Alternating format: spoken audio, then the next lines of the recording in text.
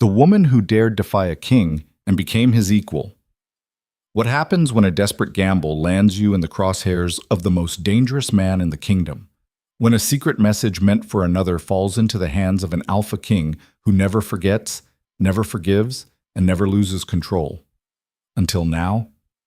This is the story of Elricia Vane, a woman the world dismissed, a king no one could touch, and the moment everything between them caught fire. Stay until the end to see how she rewrites her fate. Hit like, drop your city in the comments, and let's begin. The parlor smelled like roses and ruin. Elricia sat stiff-backed on the velvet settee, her mother's voice drilling into her skull like a dull blade. Around her, the other women of the Vane household fanned themselves, whispering behind gloved hands. They weren't whispering to her, they never did. And Lady Margot's daughter secured a match with the Rothwell heir. 3 estates? Can you imagine? Of course, she's always been such a refined girl. Unlike some, the words landed like stones. Elricia didn't flinch. She'd learned years ago that reacting only made it worse. Her mother, Seraphine Vane, turned her sharp gaze on her youngest daughter. Elricia, sit properly. You look like a farmhand. Elricia adjusted her posture, though her spine already ached from holding it so rigid. Her hands lay folded in her lap, nails cut short, practical, not decorative. She'd stopped trying to grow them long after the 5th time her eldest sister, Vivienne, had accidentally stepped on her fingers during a garden party. "Mother, perhaps Elricia could help in the kitchens," Vivienne said sweetly, not looking up from her embroidery. "She's always been more suited to that sort of work." Laughter rippled through the room, soft, polite, vicious. Elricia's jaw tightened, but she said nothing. What was the point? In a kingdom where a woman's worth was measured by the man who claimed her, she had no value, no dowry, no prospects, no future. Her father had made that clear 3 days ago. "Elricia." His voice had been cold, final. "Duke Corwin has expressed interest. He's willing to overlook your shortcomings. The marriage will be arranged by month's end." Duke Corwin, 62 years old, widowed twice, known for his love of young wives and his indifference to their opinions. She'd seen him once at a court gathering. The way his eyes had crawled over her had made her skin itch for days. "I won't do it," she'd said. Her father had backhanded her so hard she'd tasted copper. "You'll do as you're told." Now, sitting in this suffocating room, surrounded by women who saw her as less than nothing, Elricia felt the weight of her future pressing down like a stone slab. Marriage or nothing, obedience or exile. Unless, her fingers curled into her skirt, the royal tournament, held once every 5 years, open to anyone, noble or common, man or woman, who dared enter. The prize? One wish, granted by Alpha King Kaelin Dravik himself.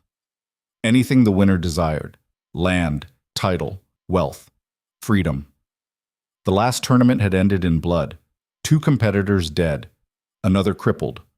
The king himself had declared the final victor, a scarred soldier who'd asked for his family's debts to be forgiven. Kaelin had granted it without hesitation, then walked away as if the broken bodies in the arena meant nothing. No woman had ever won. Few had even tried. But Elricia was running out of options. She'd made her decision that night, alone in her room, staring at the ceiling. She would enter. She would fight. And if she died, at least it would be on her terms. But there was one more card to play.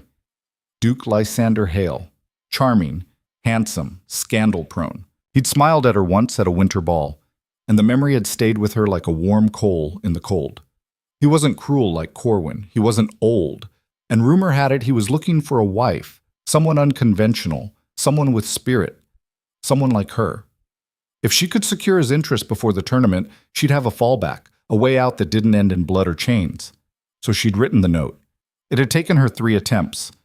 The first 2 desperate, the second 2 formal.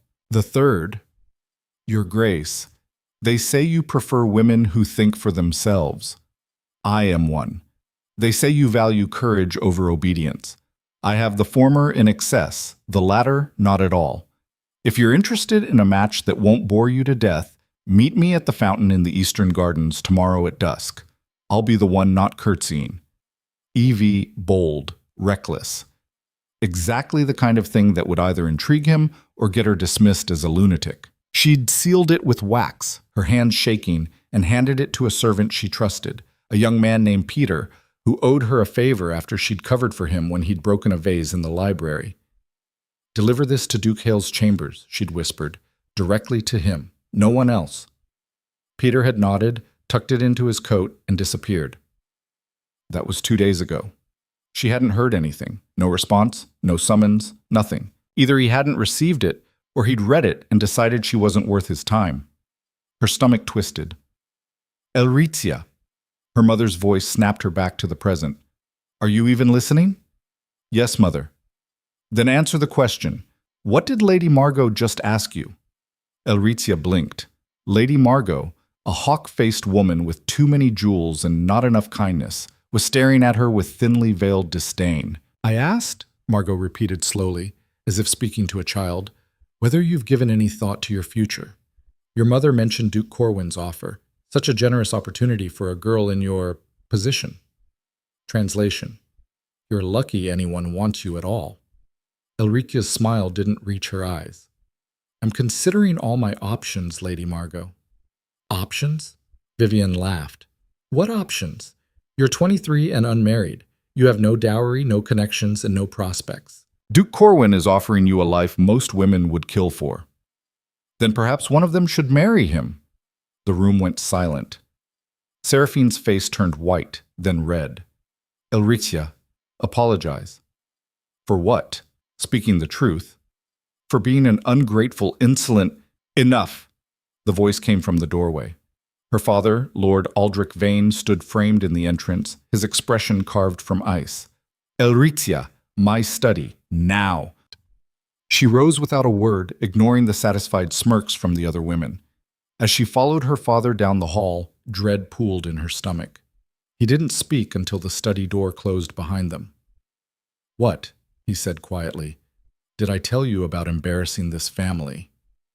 "I wasn't trying to—" "You will marry Duke Corwin. The contracts are being drawn up as we speak. The ceremony will take place in 3 weeks. 3 weeks. Her breath caught. "Father." "There is no discussion. You've exhausted my patience, Elricia.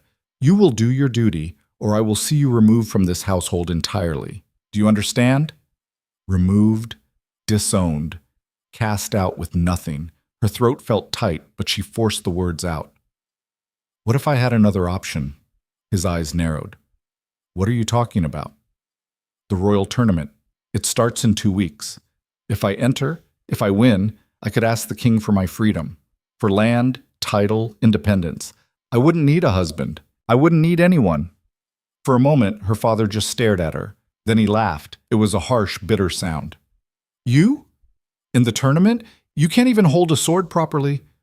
"I can learn." "In 2 weeks? Don't be absurd." "I'm entering anyway."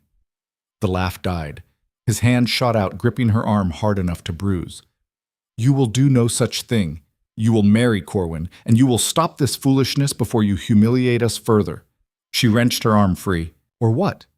You'll disown me?" "Do it. I'd rather starve in the streets than spend my life chained to a man who sees me as property." Her father's face went cold. "Get out of my sight." She didn't wait for him to change his mind. She turned and walked out, her heart hammering against her ribs. As she climbed the stairs to her room, her sister's voice drifted from the parlor. "Did you hear? She actually thinks she can win the tournament. How pathetic." More laughter, sharp and cruel. Elricia shut her door and leaned against it, breathing hard. She'd done it. She'd burned the bridge. There was no going back now. But as she crossed to her desk and pulled out a fresh sheet of parchment, doubt crept in. What if she failed? What if the Duke never responded? What if she died in the arena, just another nameless fool who'd overestimated herself? She pushed the thoughts away and began to write. A formal entry to the tournament, her name, her house, her intent. She sealed it with shaking hands and set it aside. Then she waited. The summons came the next morning, not from Duke Hale, from the palace. Elricia stared at the royal seal on the letter, her pulse roaring in her ears. The servant who'd delivered it stood waiting, stone-faced. I I don't understand, she stammered. I haven't even submitted my tournament entry yet. His Majesty requests your presence at the palace. Today, noon. Her stomach dropped. Why? I was not informed. A carriage will arrive within the hour. The servant left. Elricia stood frozen, the letter trembling in her hands. Why would the Alpha King summon her? She was nobody, a minor noble's unwanted daughter. She'd never even been presented at court. Unless… No. The note. Her blood turned to ice. Peter. She'd told him to deliver it to Duke Hale's chambers, directly. But what if he'd made a mistake? What if he'd gone to the wrong room? What if… Oh gods, what if the note had gone to the king? She sank onto her bed, the letter crumpling in her fist. If the Alpha King had read that note, bold, flirtatious, completely inappropriate, she was finished. He could have her thrown in a cell for disrespect. He could have her family stripped of their title. He could… She forced herself to breathe. Maybe it was something else. Maybe it was about the tournament. Maybe he wanted to discourage her, warn her off before she embarrassed herself. But deep down, she knew. She'd gambled, and she'd lost. The carriage arrived exactly on time. Elricia climbed in, her heart a caged bird. The ride to the palace was a blur. She barely registered the city streets, the crowds, the towering gates. When the doors opened, a palace attendant gestured for her to follow. She did, her legs moving on instinct. They led her through halls lined with marble and gold, past courtiers who glanced at her and whispered, past guards who stood like statues. Finally, they stopped in front of a set of massive oak doors. His Majesty is inside, the attendant said. You may enter. The doors swung open. Elricia stepped through. The room was vast, a study, lined with bookshelves and maps. A fire crackled in the hearth, and at the desk, silhouetted against the window, sat Alpha King Kalin Dravik. He didn't look up. For a long moment, there was only silence. Then he spoke, his voice low and edged with something she couldn't name. Miss Vane, how kind of you to accept my invitation. She swallowed. Your Majesty.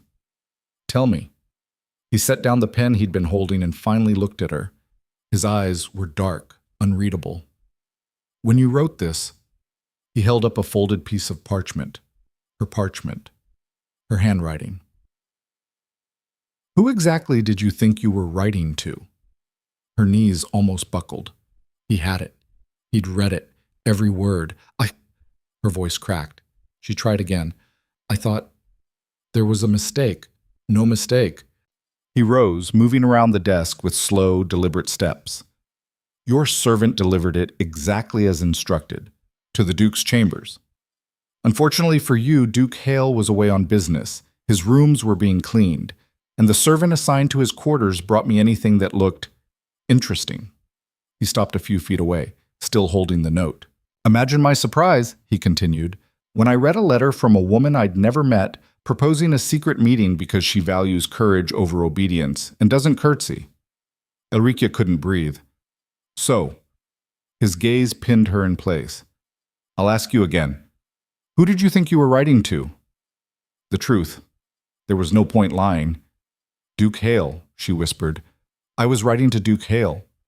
And why would you write to him? Because Her hands clenched at her sides. Because I'm being forced into a marriage I don't want.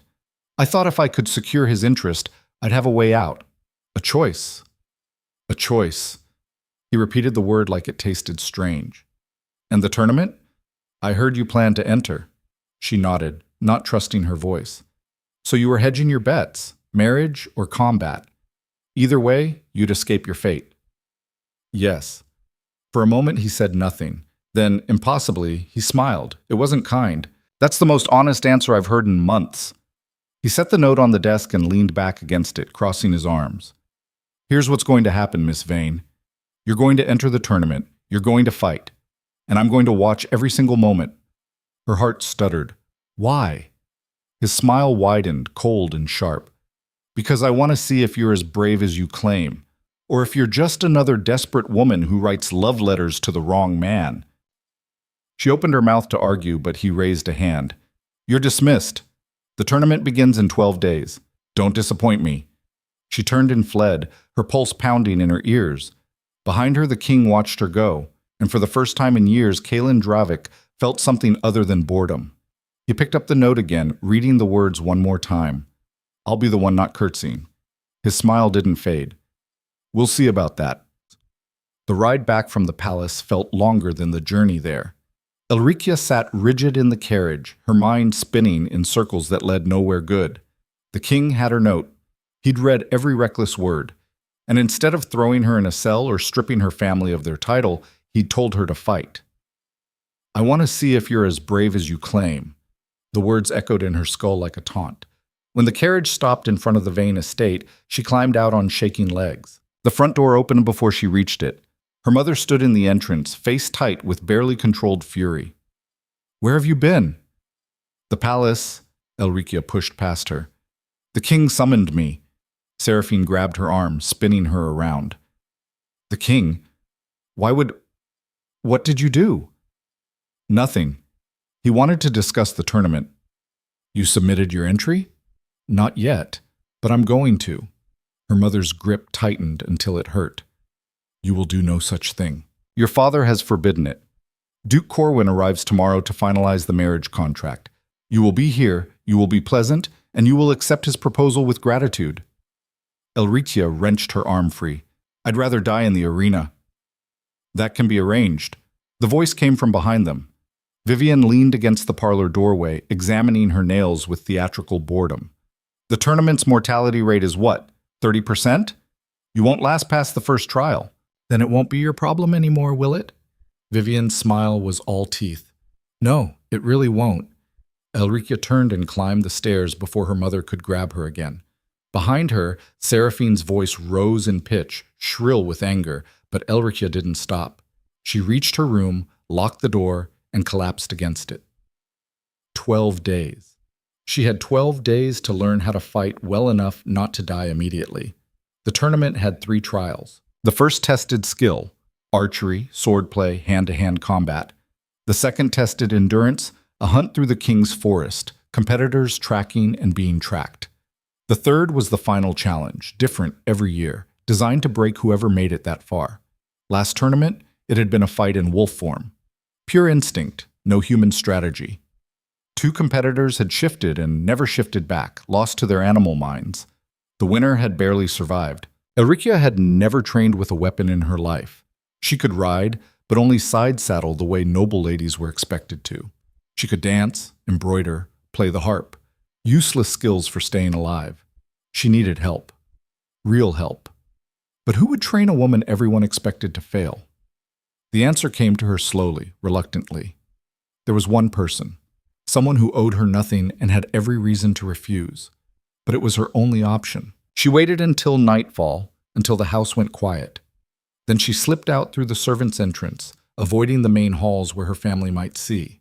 The streets of the capital were busy even at night, merchants closing shops, tavern-goers stumbling home, night watchmen making rounds. She kept her hood up and her head down.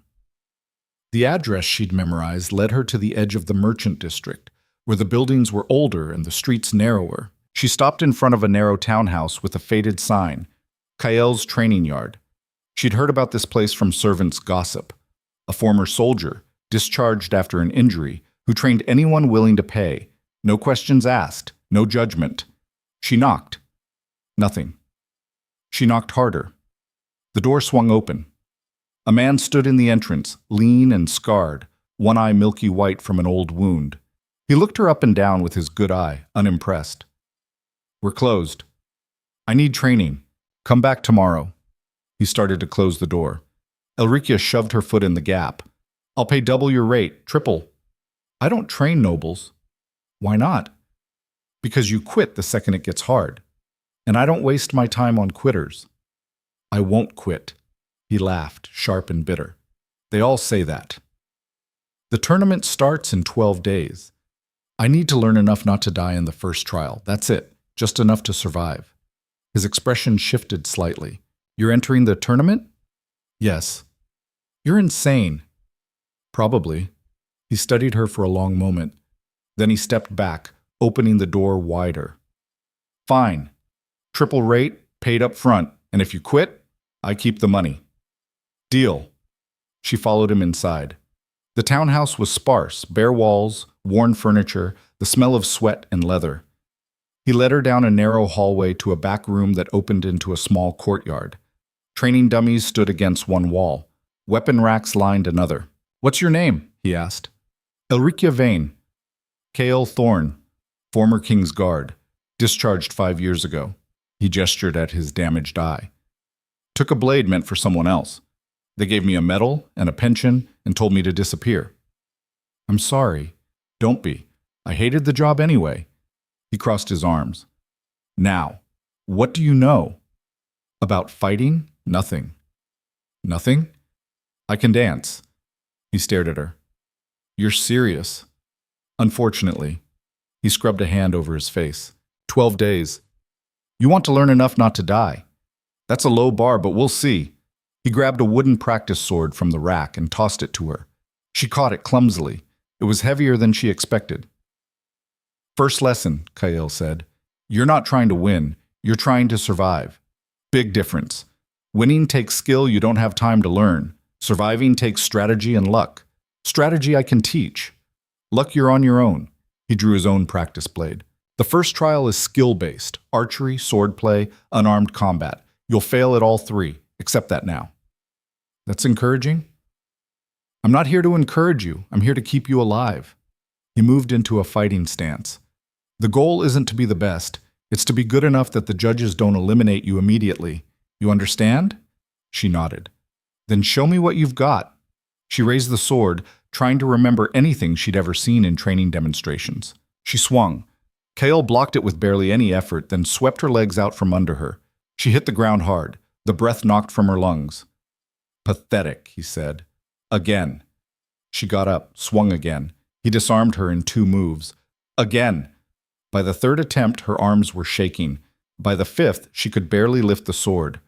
Cale didn't let her stop. Every time she fell, he told her to get up. Every time she failed, he made her try again. An hour passed. Then 2. Finally, he lowered his blade. "Enough. You're done for tonight." She collapsed onto a bench, gulping air. Her hands were blistered, her shoulders screaming. "You're weak," Cale said bluntly. "Slow, no instincts, but you didn't quit." "Is that supposed to be a compliment?" "It's a fact." He sat across from her. "Here's the truth. You're not going to win this tournament. You might not even make it past the first trial. But if you listen to me, if you do exactly what I say, you might survive long enough to make people remember your name. That's all I want." He nodded slowly. "Then we start tomorrow, dawn. Bring water and bandages. You'll need both." She left the training yard barely able to walk. By the time she made it back to the estate, the sky was starting to lighten. She slipped through the servants' entrance again, praying no one had noticed her absence. Her mother's voice stopped her halfway up the stairs. "Where were you?" Elricia turned. Seraphine stood at the bottom, still in her nightgown, eyes blazing. "Out." "Out where?" "That's my business. Everything you do is this family's business, especially now." Seraphine climbed the stairs, each step deliberate. "Duke Corwin arrives this afternoon. You will bathe, dress appropriately, and present yourself in the drawing room at 3 o'clock. You will smile, you will be charming, and you will accept his proposal. Do you understand?" "No." Her mother's hand cracked across her face. The slap echoed in the stairwell. "You ungrateful, selfish girl!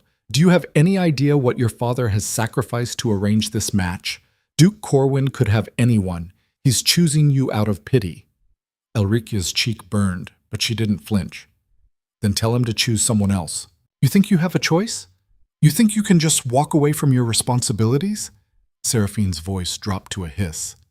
"You're nothing, Elricia. No dowry, no prospects, no future. The only reason you're not begging in the streets is because this family hasn't disowned you yet. And if you ruin this marriage, that's exactly where you'll end up." "Fine." The word came out steady, cold. Seraphine blinked. "What?" "I said fine. Disown me. I'd rather starve than marry him." For a moment, her mother just stared. Then she laughed, high and sharp. You think you're brave? You think defiance makes you strong? It makes you a fool. Maybe, but at least I'll be a free fool. She turned and walked up the rest of the stairs, leaving her mother standing in stunned silence. Inside her room, Elricia locked the door and leaned against it, her hands shaking. The adrenaline was fading, leaving behind exhaustion and a creeping sense of dread. She'd done it. Burned every bridge. There was no going back now. She had 12 days to become someone worth remembering, or die trying. The next 11 days blurred together into a haze of pain, exhaustion, and incremental progress. Every morning before dawn, she slipped out to Kael's training yard. Every morning, he pushed her harder. Sword drills until her arms went numb. Archery practice until her fingers bled. Hand-to-hand combat that left her covered in bruises. You're not strong enough to overpower anyone, Kael told her on the third day. So you fight dirty, eyes, throat, groin, anything that drops them fast. That's not honorable. Honor gets you killed. Survival doesn't care about your morals. He taught her how to read an opponent's stance, how to anticipate their moves, how to use momentum against someone bigger and stronger, how to fall without breaking bones. It wasn't enough. She knew it wasn't enough. But it was better than nothing. At home, she avoided her family as much as possible. Duke Corwin had come and gone. She'd refused to leave her room, and her father had made excuses about her being ill. The marriage was postponed, not canceled. They were waiting for her to come to her senses. She wouldn't. On the 10th day, Kael handed her a real sword. Tomorrow's the tournament registration, he said. Tonight we test what you've learned. They sparred for an hour. She was faster now, more controlled. She still lost every match, but she lasted longer. Made him work for it. When they finished, he nodded slowly. You're not good, but you're not hopeless either. That's something. Will it be enough? I don't know, but you'll find out tomorrow. That night she couldn't sleep. She lay in bed staring at the ceiling, her mind racing. Tomorrow she'd walk into the tournament grounds and register. Tomorrow she'd officially become a competitor. Tomorrow everything would change. When dawn finally came, she rose and dressed in the simplest clothes she owned. No corset, no petticoats, just a plain tunic and trousers borrowed from a stable hand. She braided her hair tight and pinned it up. In the mirror, she barely recognized herself. Good. She slipped out of the estate for the last time and made her way to the tournament grounds on the edge of the capital. A massive arena, ancient and imposing. Crowds were already gathering, spectators, vendors, competitors. The registration tent stood near the main entrance. She joined the line, her heart hammering. Most of the other competitors were men. Soldiers, mercenaries, fighters with scarred knuckles and cold eyes. A few women, but not many. They all looked like they belonged here. She looked like a lost noble playing dress-up. When her turn came, the registration clerk barely glanced at her. Name? Elricia Vane. He wrote it down. House affiliation? House Vane. Sponsorship? None. He looked up then, frowning. You're entering unsponsored? Yes. You know the mortality rate? I know. He shrugged and stamped her papers. First trial is tomorrow at dawn. Don't be late. She took the papers and walked away, her hands trembling. It was done. She was officially a competitor. Around her, other fighters were sizing each other up, forming alliances, making bets. She recognized a few faces from the noble houses, younger sons looking for glory, knights seeking favor. And then she saw him. Duke Lysander Hale. He stood near the practice rings, laughing with a group of other competitors. Tall, golden-haired, effortlessly charming. The man she'd written the note for. The man who'd never received it. He caught her staring and smiled, the kind of smile that had probably seduced half the court. He said something to his companions and started walking toward her. Elricia's stomach dropped. I don't believe we've met, he said, stopping in front of her. Lysander Hale. And you are? Elricia Vane. Vane? Any relation to House Vane? Daughter. His eyebrows rose. A noble lady entering the tournament? How delightfully unexpected. She forced herself to meet his eyes. I'm full of surprises. I can see that. He glanced at her practice sword. Have you trained?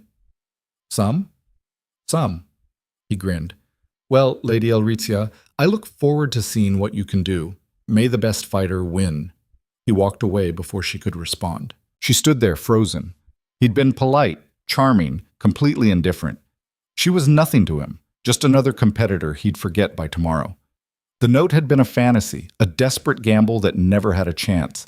She turned to leave and nearly collided with someone. A woman. Tall, muscular, with dark skin and eyes like flint. She wore leather armor and carried a sword that looked like it had seen real battle. "You're Elrica Vane," the woman said. Not a question. "Yes. I'm Brenna Calloway, former mercenary. I heard you've been training with Kael Thorne." Elrica tensed. "How did you—" "Word travels. Kael doesn't take students lightly." Brenna crossed her arms. "So either you're desperate or he sees something in you. Which is it? Does it matter?" "Yeah, it does. Because if you're just here to make a statement, you're going to get yourself killed, and probably take someone else down with you." "I'm here to win," Brenna laughed. "No, you're not. You're here to survive. There's a difference." Kael said the same thing. "Because it's true." Brenna glanced toward the practice rings where other competitors were warming up. "Listen, I don't know what your story is, and I don't care, but tomorrow's going to be brutal. Stick to the edges, stay out of the spotlight, and don't try to be a hero. You understand?" "Why are you telling me this?" "Because Kael's a friend, and he wouldn't waste his time on you if you weren't worth saving." She turned to walk away, then paused. "One more thing. The king watches every trial, personally. He's looking for something, though no one knows what. Just be careful. He doesn't forget faces." She left before Elrica could ask what she meant. The rest of the day passed in a blur. She watched other competitors train, trying to gauge who the real threats were. She avoided the noble section where her family might be seated. She ate little and slept less. When dawn broke over the arena, she was already awake. The first trial was held in the main ring. Thousands of spectators filled the stands, their voices rising in a roar that shook the ground. Competitors assembled in the center, 32 of them, all that remained after the initial eliminations. Elrica stood near the back, trying to steady her breathing. Around her, fighters checked their weapons, stretched, muttered prayers. A horn sounded. The crowd fell silent. From the royal box, Alpha King Kalin Dravik rose. He didn't speak, just raised one hand. The trial master stepped forward. "First trial, skill assessment. Each competitor will face 3 challenges: archery, swordplay, unarmed combat. You will be judged on technique, speed, and control. The bottom 8 will be eliminated. The rest advance to the second trial." 8 eliminations. She had to place in the top 24 just to continue. The archery went first. Competitors took turns shooting at targets placed at increasing distances. Elrica's hands shook as she knocked her first arrow. Kael's voice echoed in her mind. Breathe, focus, release. She fired. The arrow hit the outer ring. Not great, but not last either. She fired twice more. One hit the middle ring. The other missed entirely. When the scores were tallied, she ranked 19th, barely passing. Swordplay came next. Competitors paired off for sparring matches. Elrica drew a knight from House Sterling, a man twice her size with a sword that looked like it could cut through stone. The match lasted 30 seconds. He disarmed her in 4 moves. The crowd laughed. She picked up her sword, face burning, and walked off the ring. Her ranking dropped to 23rd. One more challenge, unarmed combat. She drew a woman this time, lean, fast, with a fighter's stance. They circled each other. The woman struck first, a jab aimed at Elrica's face. She blocked it barely and countered with a low kick. It connected. The woman stumbled. The crowd gasped. They traded blows. Messy, unrefined, but fierce. Elrica fought the way Kael taught her. Dirty, desperate, focused on survival. She went for the eyes, the throat, anything that would give her an advantage.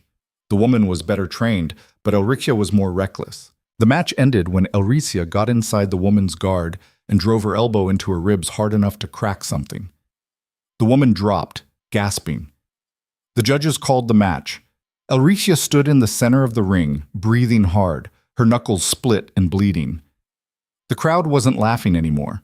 When the final rankings were posted, her name sat at number 16. She'd advanced. As she walked off the field, exhausted and aching, she felt eyes on her. She looked up at the royal box. The king was watching. His expression was unreadable, but his gaze locked on hers and didn't move. She looked away first. That night, back at the training yard, Kael handed her a cup of water and a rag for her bleeding hands. "You surprised them," he said. "I surprised myself." "Good. Hold on to that feeling. You'll need it for the second trial." "What is it?" "A hunt. The King's Forest, 12 hours. Competitors hunt each other." Her stomach dropped. "What? You heard me. It's not about skill anymore. It's about instinct, survival.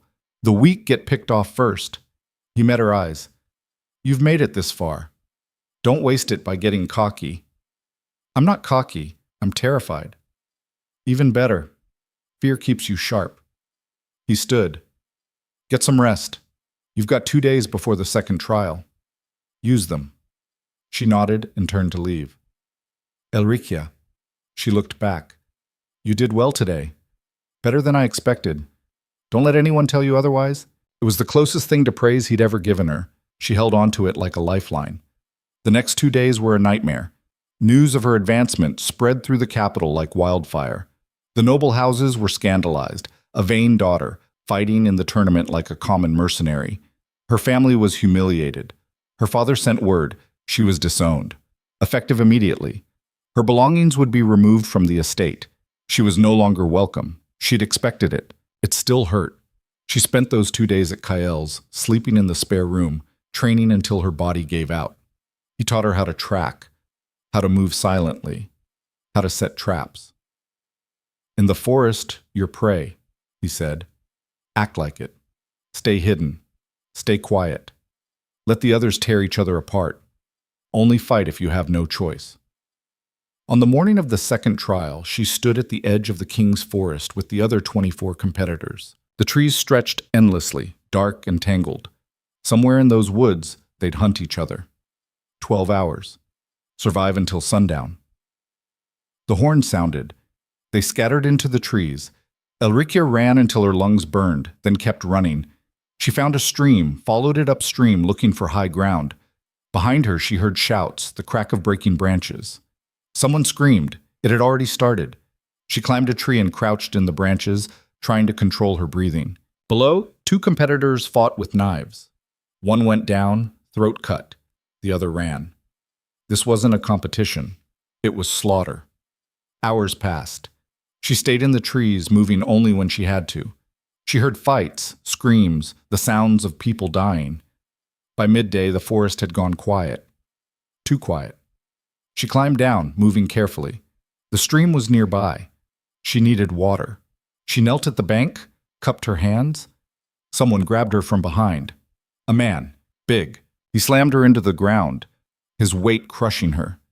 She couldn't breathe, couldn't move. His hand closed around her throat. Panic surged. She clawed at his face, his eyes. He didn't let go. Her vision started to blur, fight dirty. She stopped clawing and went for his groin instead, drove her knee up as hard as she could. He howled and fell back. She rolled away, gasping, grabbed a rock, and swung. It connected with his temple. He dropped. She didn't wait to see if he'd get up. She ran. Her hands were shaking. Her throat ached. But she was alive. She kept moving until dusk, until the horn sounded again, calling them back. 16 competitors emerged from the forest. 8 had died or been too injured to continue. Elrikia stumbled out of the trees, covered in mud and blood that wasn't all hers. The crowd in the stand stared in stunned silence. She'd survived. In the royal box, the king leaned forward, his eyes fixed on her, and for the first time he smiled. That smile stayed with her long after she left the arena. It wasn't warm. It wasn't kind. It was the smile of a predator watching something unexpected move across its territory. Something that didn't belong but had earned the right to keep breathing. For now. Elrikia collapsed outside the competitor's tent, her legs finally giving out. Medics swarmed the survivors, checking wounds, setting broken bones. Someone pressed a canteen into her hands. She drank without tasting, water mixing with the copper tang of blood in her mouth. "You're bleeding." She looked up. Brenna stood over her, arms crossed, expression unreadable. "I'm fine." "You're not. Let them check you." A medic knelt beside her, examining the bruises already darkening around her throat. Strangulation marks. You're lucky. Another few seconds, and... But I didn't. Elricia pulled away from his hands. I'm still here. Brenna crouched down to her level. That man in the forest, the one who grabbed you, did you kill him? I don't know. I hit him and ran. Smart. Stupid would have been staying to make sure. She straightened. 8 dead. 4 more won't make it through the night from their injuries. That leaves 16 of us for the final trial. Elricia's stomach turned. When? 3 days. They're announcing it tomorrow.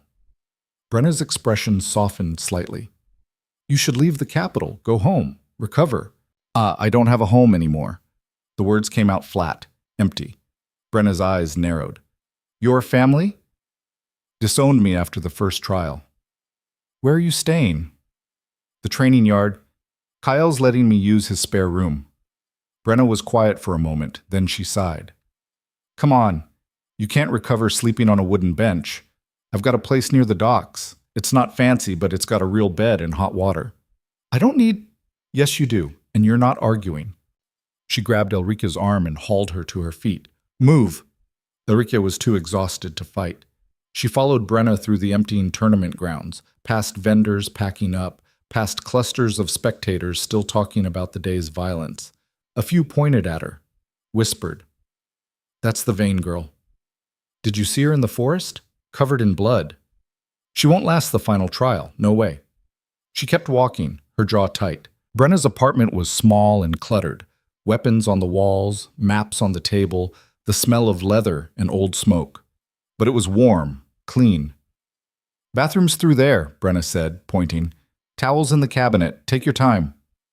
Elricia stood under hot water until her skin turned red, washing away mud and blood and the memory of hands around her throat. When she finally emerged, Brenna had food waiting. Bread, cheese, dried meat, simple but filling. They ate in silence. Why are you helping me? Elricia finally asked. Brenna shrugged. Like I said, Kale's a friend, and you're not what I expected. What did you expect? A spoiled noble playing at being brave. Someone who'd quit the second things got real. She took a drink from her cup. But you're not that. You're desperate, and desperate people are dangerous. Is that a compliment? It's a warning, to both of us. Brenna leaned back in her chair. The final trial is different every year. Last time it was a fight in wolf form. Time before that, it was a maze filled with traps. No one knows what it'll be until the day. What do you think it'll be? Something designed to break us. That's the point. The king doesn't want winners. He wants survivors, people who'll do whatever it takes. Her eyes met Elricia's. Are you one of those people? I don't know. I guess we'll find out. That night, lying in a borrowed bed, Elricia stared at the ceiling and wondered the same thing. How far would she go? What line wouldn't she cross? She didn't have an answer. The announcement came at dawn the next morning, delivered by royal heralds across the capital. The final trial would be held in 2 days. Not in the arena, in the palace itself. The remaining 16 competitors would be brought to the king's estate at midnight. They would be given one objective: retrieve the crown from the throne room and bring it to the king's private chambers. First one to succeed would win. The catch, because there was always a catch, was that the palace would be filled with obstacles, traps, guards instructed to stop them by any means necessary, and the competitors themselves, all hunting the same prize. It wasn't a test of skill anymore. It was chaos by design. They're going to tear each other apart, Brenna said when she heard. They were sitting in Kael's training yard, the 3 of them, trying to process what was coming. That's the point, Kael said. The king wants to see who's smart enough to survive when everything's stacked against them. Or who's ruthless enough, Brenna added. Elricia said nothing. Her mind was already racing through possibilities, strategies. The palace was massive. She'd been there once, but only to the king's study. She didn't know the layout, didn't know where the throne room was in relation to the private chambers. You'll need to scout it beforehand, Kael said, reading her thoughts. Get a sense of the layout. Find alternate routes. How? I can't just walk into the palace. No, but you can talk to people who work there. He pulled out a scrap of paper, scribbled something, handed it to her. This is the name of someone I know, a servant in the East Wing. She owes me a favor. Tell her I sent you. Elricia took the paper. Thank you. Don't thank me yet. This next part's going to be the hardest. He stood. 2 days. Rest, plan, don't do anything stupid. You've made it this far, don't waste it.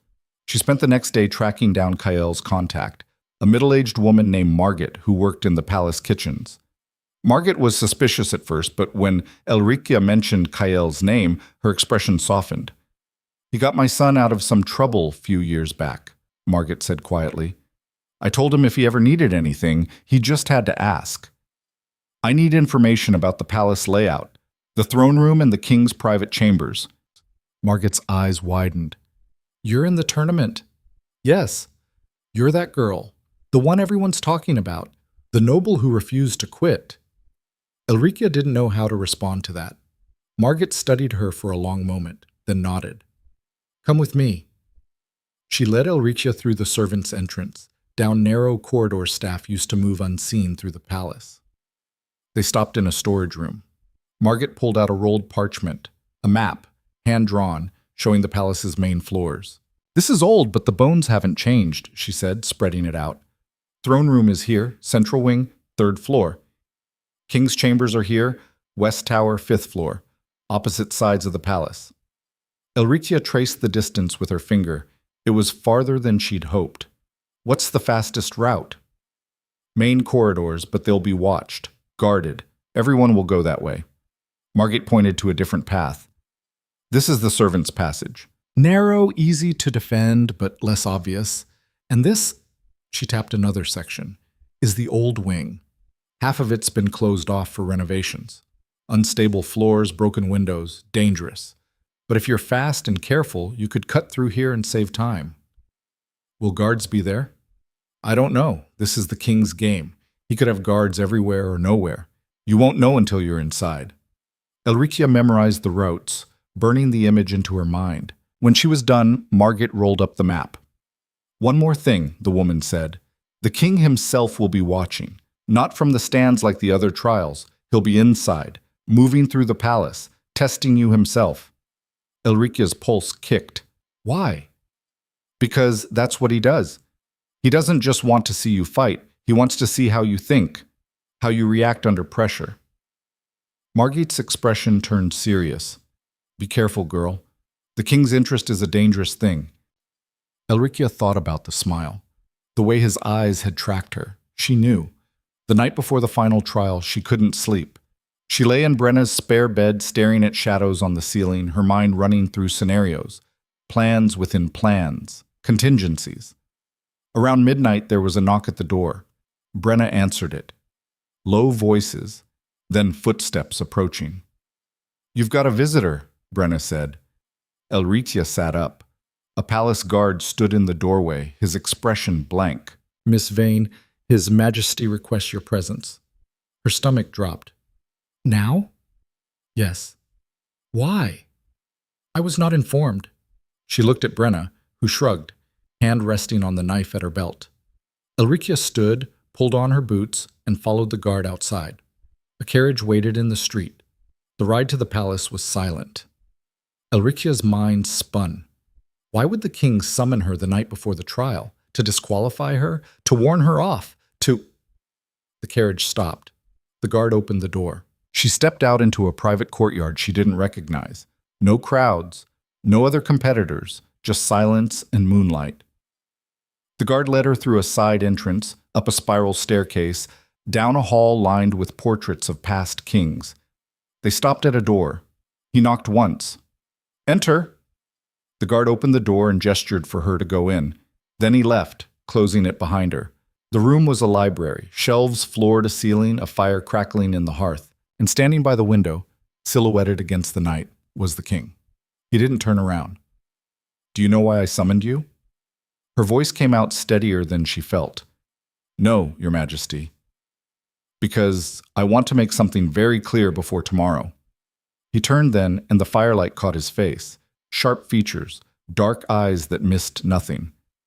You weren't supposed to make it this far. I know.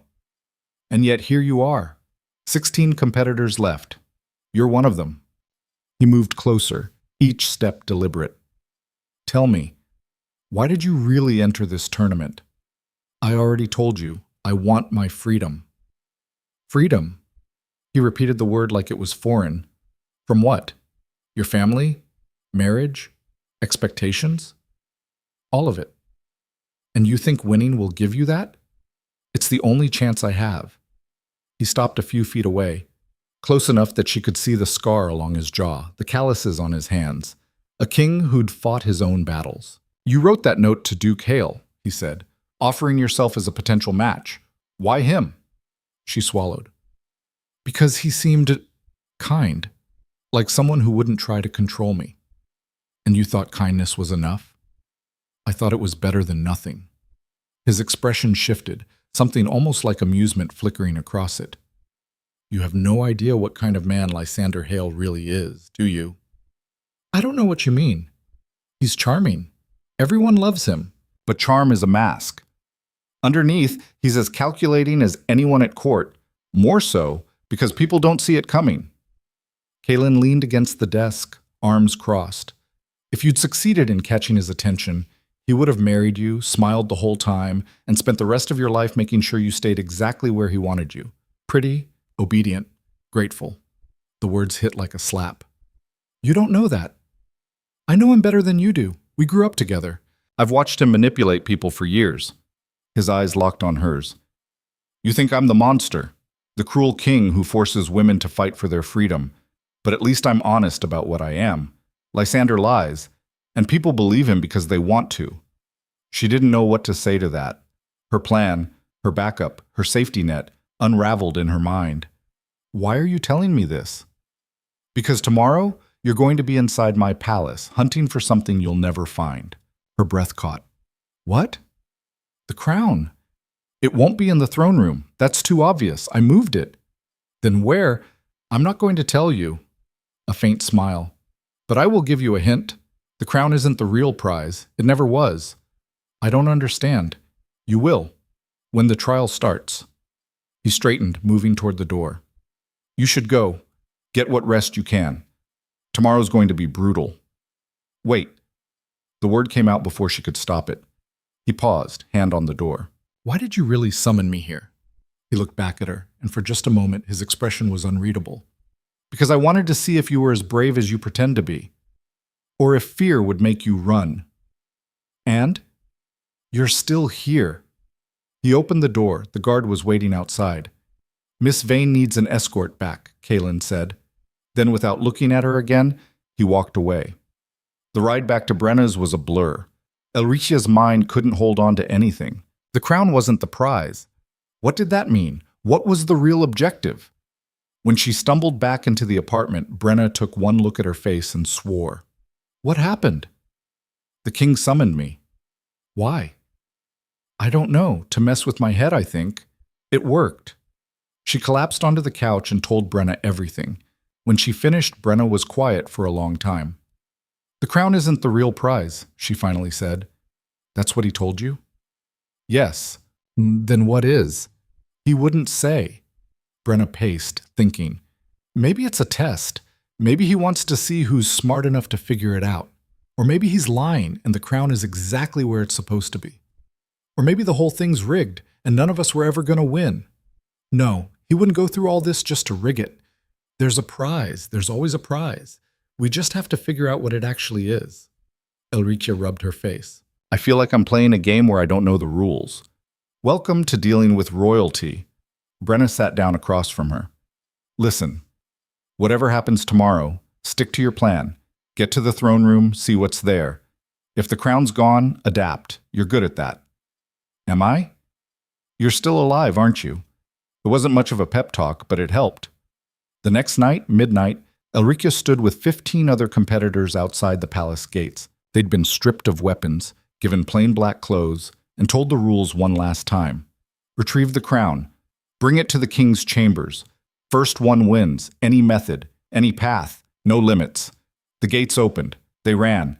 Elricia went left immediately, away from the main group. Let them tear each other apart, fighting over the obvious routes.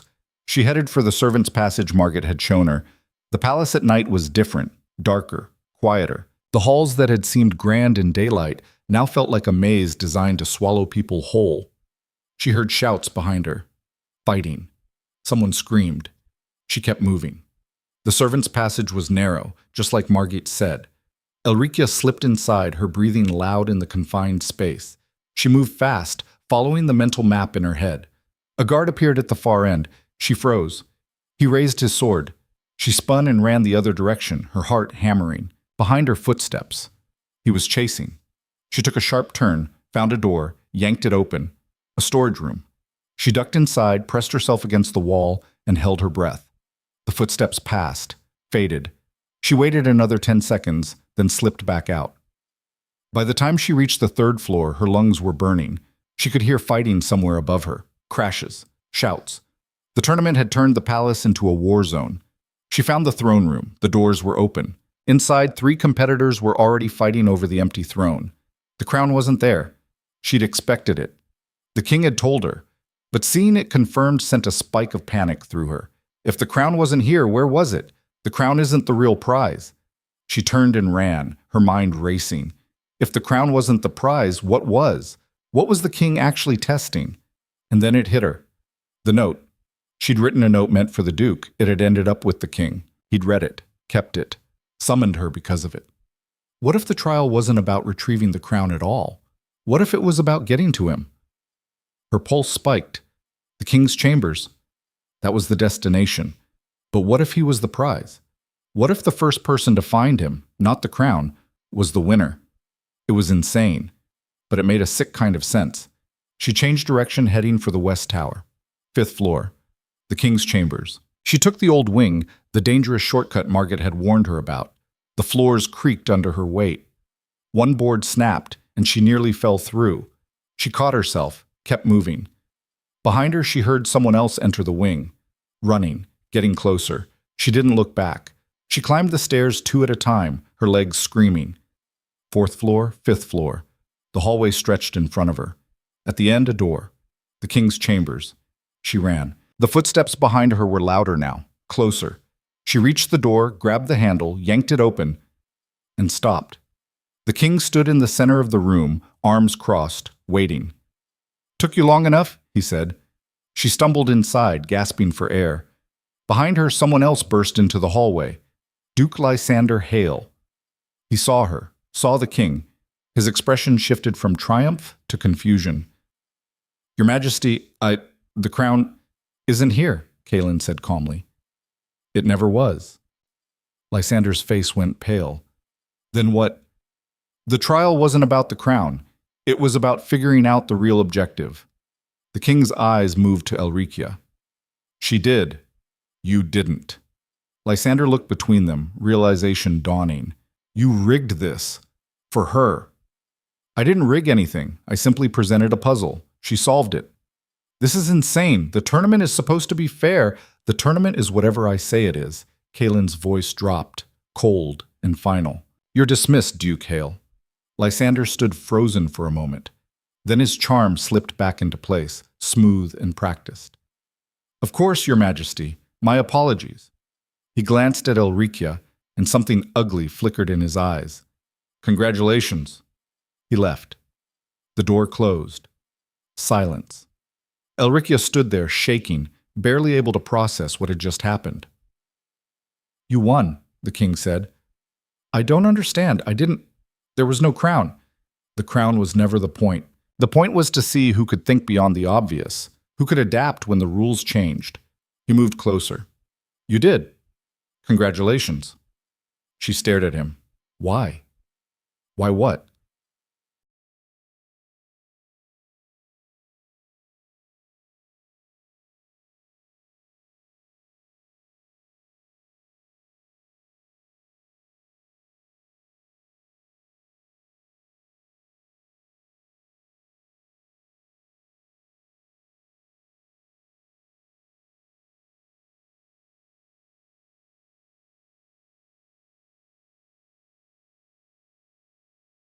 "Why me? Why rig the trial? So I didn't rig it. I changed it. There's a difference." "That's the same thing." "No, it's not. A rigged game has no chance of failure. I gave you a puzzle. You could have solved it wrong, Died in the forest. Quit after the first trial. But you didn't. Her hands clenched into fists. You've been testing me this whole time, since the note, since the first trial. Everything was a test. Yes. Why? He studied her for a long moment. Then he reached into his coat and pulled out a folded piece of parchment. Her note. Because this, he said, holding it up, was the first honest thing anyone said to me in years. No flattery, no politics, just desperation and defiance. He set it on the desk. I wanted to know if the woman who wrote this was real, or if it was just words. And? You're real. His voice was quiet. Too real. Too reckless. Too willing to burn everything down to get what you want. She didn't know how to respond to that. Her heart was still racing, her mind struggling to catch up. You won the tournament, Kaylin continued. That means you get your wish. One request. Anything you want. Name it. This was it. The moment she'd fought for, bled for, nearly died for. Freedom, land, independence, everything she'd ever wanted. The words were right there. But something stopped her. She looked at him, really looked, and saw something she hadn't expected. Exhaustion, loneliness, the weight of a crown no one could share. I need time, she heard herself say. His eyebrows rose. Time? To think, to figure out what I actually want. You have 3 days. After that, the offer expires. She nodded and turned to leave. Elrikia. She stopped. You surprised me, he said. That doesn't happen often. She looked back. Good. And then she walked out, leaving the king standing alone in his chambers. Outside, the palace was chaos. Competitors were still fighting, still searching for a crown that didn't exist. Guards were hauling injured fighters to the infirmary. Somewhere, someone was shouting about betrayal. Elrikia walked through it all like a ghost. She'd won. But the victory felt hollow, incomplete, because deep down she knew the real trial hadn't even started yet. She'd won, but the victory felt hollow, incomplete, because deep down she knew the real trial hadn't even started yet. The walk back through the palace was a blur. Competitors still stumbled through hallways, bleeding and furious, searching for something that didn't exist. One grabbed her arm as she passed. Where's the crown? Did you see it? She pulled free without answering and kept walking. Let them figure it out themselves. She was done being part of their game. Outside, the night air hit her like cold water. She stood in the courtyard, breathing hard, trying to process what had just happened. Her hands were shaking. Her legs felt like they might give out. Elrikia! Brenna appeared from the shadows, followed by Kael. Both looked like they'd been waiting for hours. What happened? Brenna demanded. They announced you won, but no one knows how. Half the competitors are still inside tearing the palace apart. The crown wasn't there, Elrikia said quietly. It was never the objective. The king changed the trial. Kael's expression darkened. Changed it how? He wanted to see who'd figure out the real goal wasn't the crown. It was reaching him first. That's insane, Brenna said. He rigged it. That's what Lysander said. He's right. Maybe. Elrikia looked at them both. But I still won, and now I have 3 days to decide what I want. Kael studied her face. You don't look like someone who just got everything they fought for. Because I don't know what I fought for anymore. She rubbed her eyes. I thought I wanted freedom, land, independence. But standing there, about to ask for it, something felt wrong. What felt wrong? I don't know. That's the problem. Brenna and Kael exchanged a look. Come on, Brenna finally said. You need rest. You can figure this out tomorrow. They walked back to Brenna's apartment in silence. Elrikia's mind wouldn't stop spinning.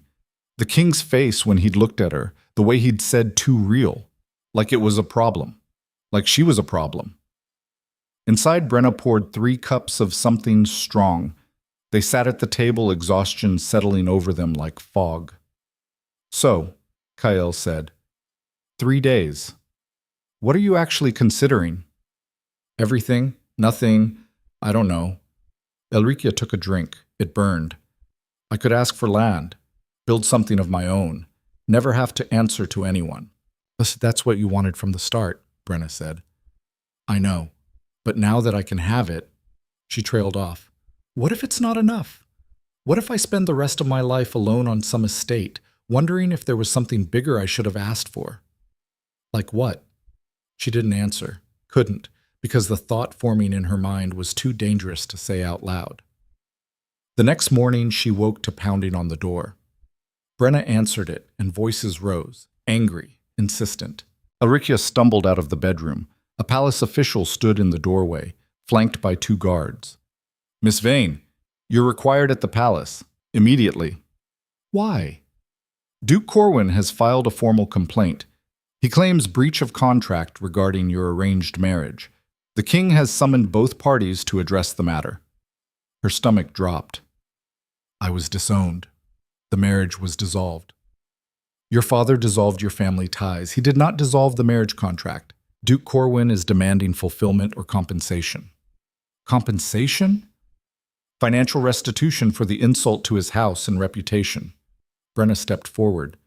She just won the royal tournament. She's under the king's protection now. The tournament grants a wish, not immunity from existing legal obligations. The official's expression was cold. Miss Vane, you can come willingly, or the guards will escort you by force. Elricia looked at Brenna, then Kael, who'd appeared in the doorway. Neither could help her now. This was beyond training, beyond fighting. I'll come. The palace throne room was packed. Nobles filled the galleries, whispering behind fans and gloved hands. At the front, Duke Corwin stood with her father, both looking smug. On the throne, Alpha King Kaelin sat with an expression of bored irritation. Elricia was brought before them.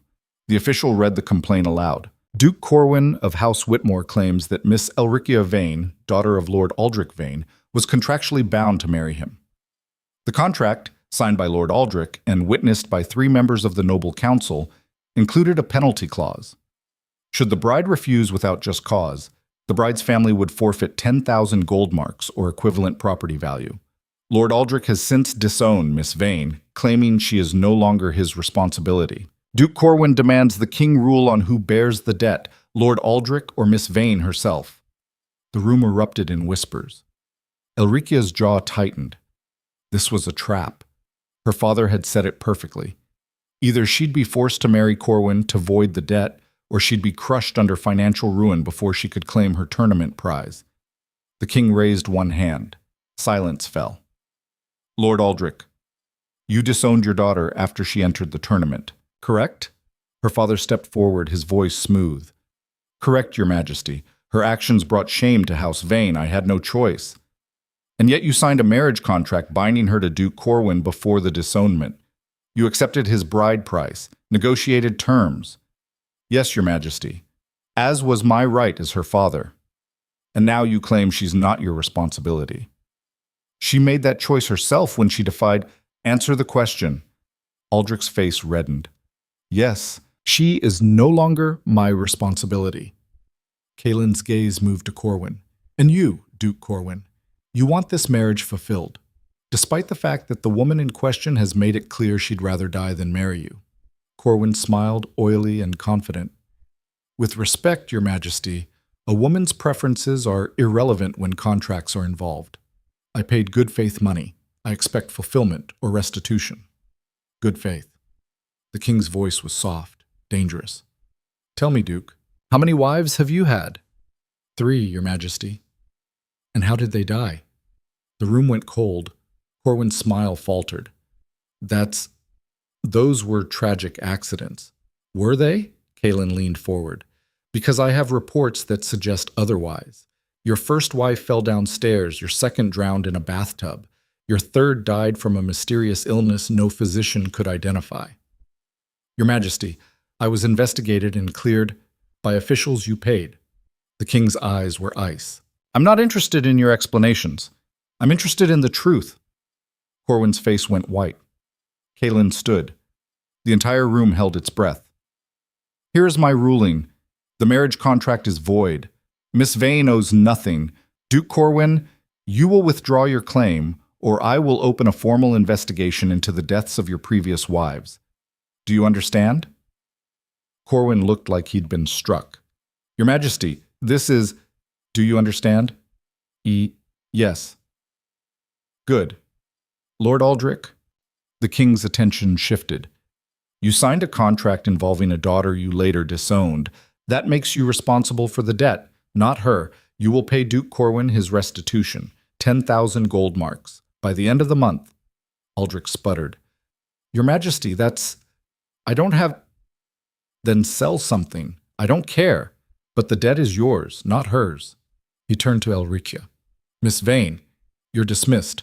We'll discuss your tournament prize tomorrow. She stood frozen, her mind struggling to catch up.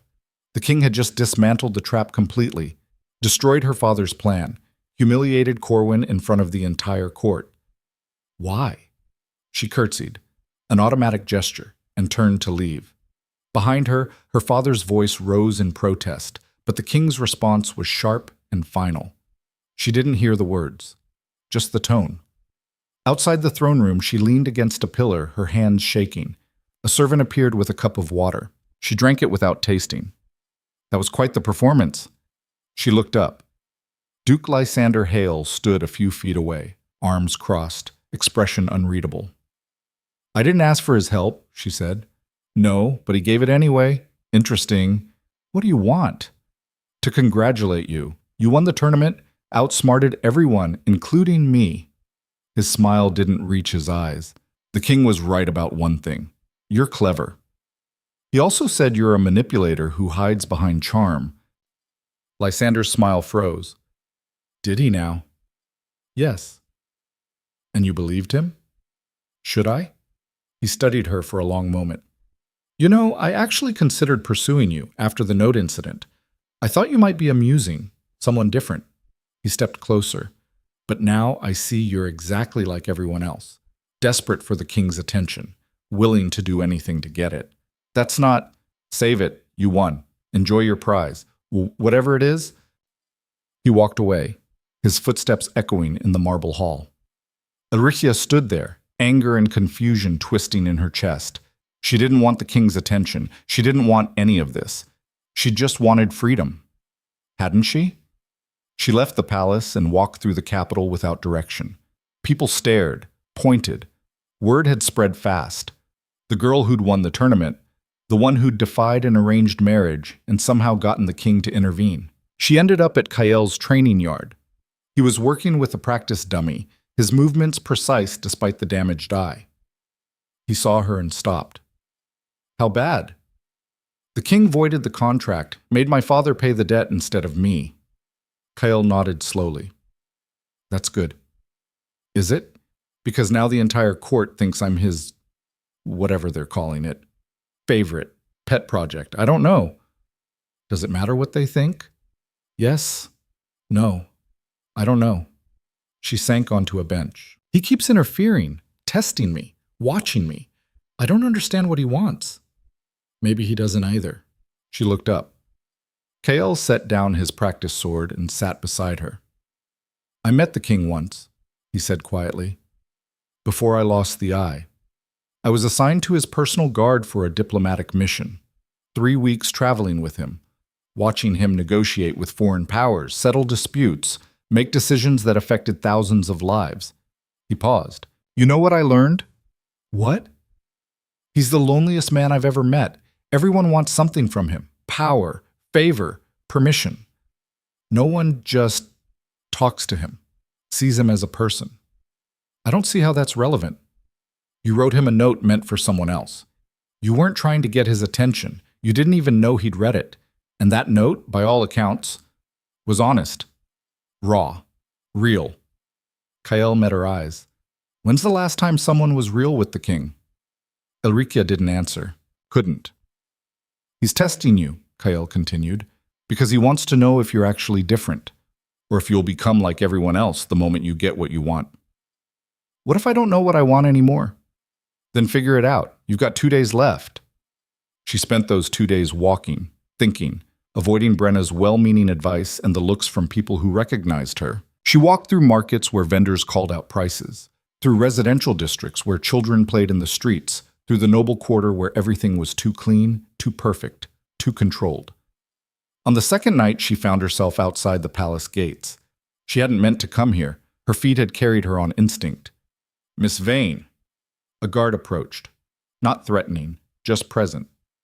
The king is in the gardens. He said if you arrived, I should tell you where to find him. He knew I'd come? He hoped. She followed the guard through a side entrance, down a path lit by lanterns, into a garden she hadn't seen before. Smaller than the formal ones, more private. The king stood by a fountain, hands behind his back, staring at the water. I wasn't sure you'd come, he said without turning around. I wasn't sure either. He turned then. In the lantern light, he looked younger, less like a king, more like a man who carried weight he couldn't share. Tomorrow's the deadline, Simem, he said. Have you decided? I think so. Tell me. She took a breath. I don't want land, or gold, or independence. His expression didn't change. Then what do you want? The truth. About why you've been testing me. About what you actually want from me. She stepped closer. Because I'm tired of guessing. Tired of feeling like a piece in a game I don't understand. For a long moment, he was silent. Then he laughed, short, bitter. The truth. That's what you want? Not power or wealth or freedom, but honesty? Yes. He shook his head slowly. You really are impossible. So I've been told. He moved closer until only a few feet separated them. Fine. The truth. I read your note. It was meant for Lysander, but it ended up with me. And instead of being offended or amused, I was intrigued. Because you wrote like someone who had nothing to lose. Someone willing to risk everything for a chance at something better. I was desperate. Exactly. Desperation makes people honest, strips away the masks. His eyes held hers. I wanted to see if that honesty was real, or if it was just another performance.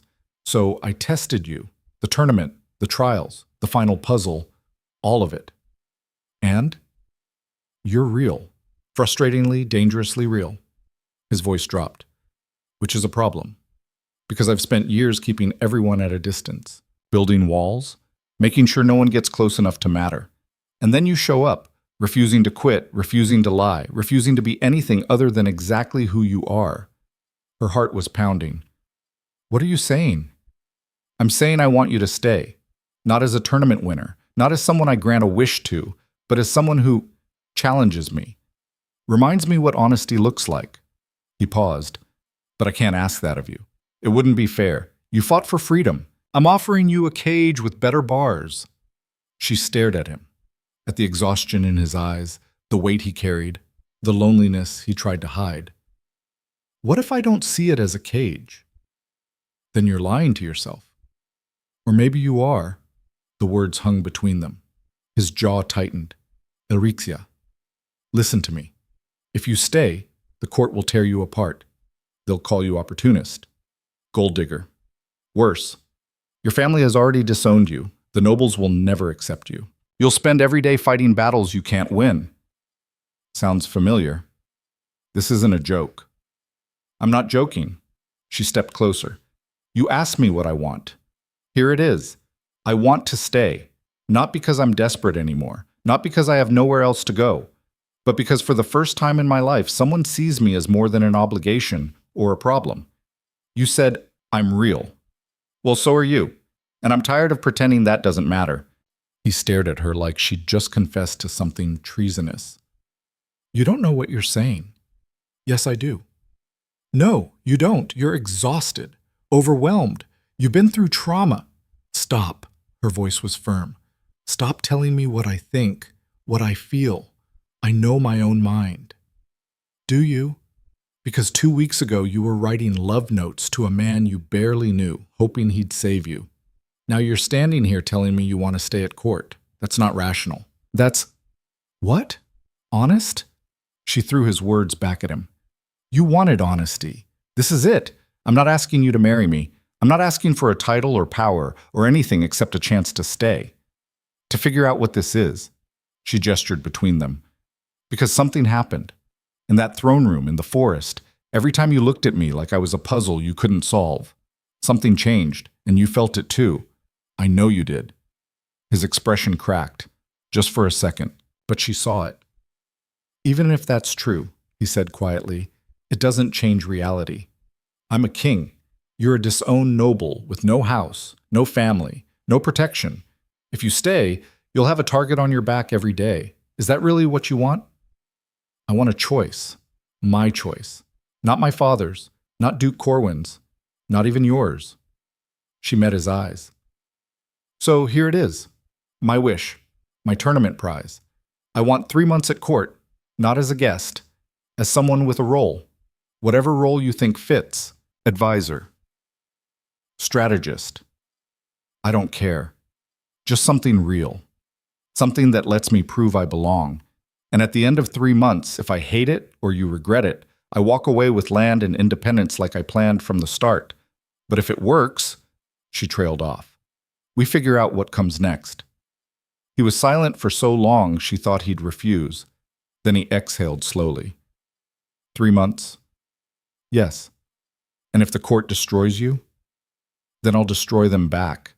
A smile tugged at the corner of his mouth. You're insane. Probably. He looked at her for a long moment. Then he extended his hand. 3 months. Advisor to the crown. Unpaid position. You'll attend council meetings, review petitions, offer insights on matters of state. You'll have quarters in the palace, protection from the guard, and access to resources. But no title, no official rank. Just a role. She took his hand. Deal. His grip was firm, warm. He held on a moment longer than necessary. You're going to regret this, he said. Maybe. But at least it'll be my regret. He laughed then, a real laugh, startling and genuine. You're impossible. So you keep saying. They stood there in the garden, hands still clasped, the fountain burbling behind them. For the first time since the tournament started, Elricia felt something settle in her chest. Not peace exactly, but purpose. When do I start? She asked. Tomorrow. Council meets at dawn. Don't be late. I won't. He released her hand. Get some rest. Tomorrow's going to be brutal. You keep saying that. Because it keeps being true. She turned to leave, then paused. Kaelin? He looked surprised. She'd never used his name before. Only Your Majesty. Thank you. For the throne room. For voiding the contract. I didn't do it for you. Yes, you did. His expression softened slightly. Get out of here before I change my mind. She left, a smile tugging at her lips. Behind her, the king stood alone in the garden, staring at the space where she'd been. What have I done? He muttered to the night air. But he was smiling too. The next morning, Elricia stood outside the council chambers, her heart hammering. She wore borrowed clothes, proper court attire provided by a servant who'd looked at her like she was insane for accepting this position. Maybe she was. The doors opened. She stepped inside. 12 council members sat around a long table. All men, all older, all staring at her like she was a particularly offensive insect that had wandered in by mistake. At the head of the table, the king gestured to an empty chair near the end. Gentlemen, this is Elricia Vane. She'll be joining us as an advisor for the next 3 months. I expect you to treat her with the same respect you show each other. Silence. Then one of the counselors, a gray-haired man with a face like granite, spoke. Your Majesty, with all due respect, Miss Vane has no training, no experience in governance, and no house affiliation. How exactly is she qualified to advise the crown? She won the royal tournament, Kaelin said calmly. That makes her more qualified than half of you. Another counselor snorted. The tournament was barely legitimate. Everyone knows you changed the rules. Are you questioning my authority? The room went cold. The counselor paled. No, Your Majesty, of course not. Good. Then we can proceed. Kaelin turned to Elricia. Sit. She sat. Every eye in the room tracked her movement. The meeting began. Trade disputes, tax negotiations, border conflicts. Elricia listened, trying to keep up with the rapid-fire discussions and political maneuvering. The counselors ignored her completely, directing all questions and comments to the king, until one issue came up that changed everything. The northern villages are requesting aid, one counselor said. Early frost destroyed most of their crops. They're asking for emergency grain supplies and a tax deferment. Denied, another counselor said immediately. We can't set a precedent of bailing out every village that has a bad harvest. It encourages dependence. They'll starve, the first counselor argued. Then they should have prepared better. The debate went back and forth. Cold, clinical, discussing human lives like numbers on a ledger. Elrica's hands clenched under the table. Miss Vane, the king's voice cut through the argument. You've been quiet. What do you think? Every head turned toward her. She could feel their skepticism, their disdain. She took a breath. I think if we let them starve to prove a point about self-reliance, we're not governing. We're just being cruel. One counselor scoffed. That's naive. Maybe. But it's also true. She looked at the king, not the counselors. The northern villages pay taxes. They provide soldiers for the army. They're part of this kingdom, not a burden we tolerate when it's convenient. If we don't help them now, why would they stay loyal when the next crisis comes? Because they have no choice, a counselor said. Everyone has a choice. They could flee south, join other territories, rebel. She met the counselor's eyes. Loyalty isn't automatic. It's earned every day, and we earn it by showing them we value their lives as much as their taxes. Silence. Then the king spoke. Send the grain, defer the taxes for 2 seasons, and send engineers to help them build better storage for next year. He looked at the council. Anyone object? No one dared.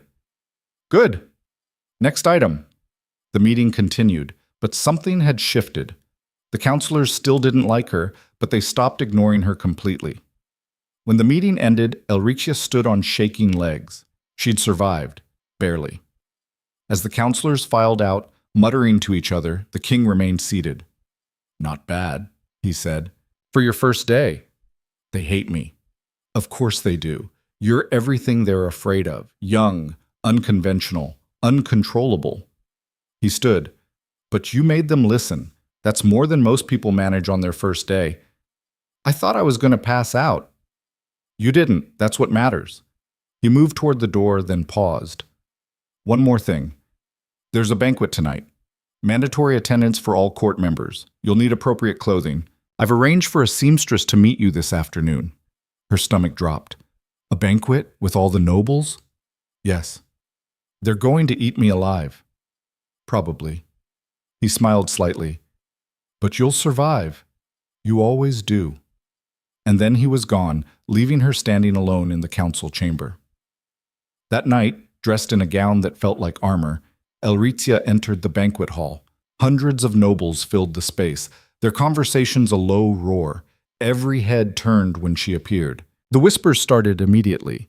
She kept her head high and walked to her assigned seat, at the lower tables, far from the king's dais. A deliberate placement. A message. She didn't belong.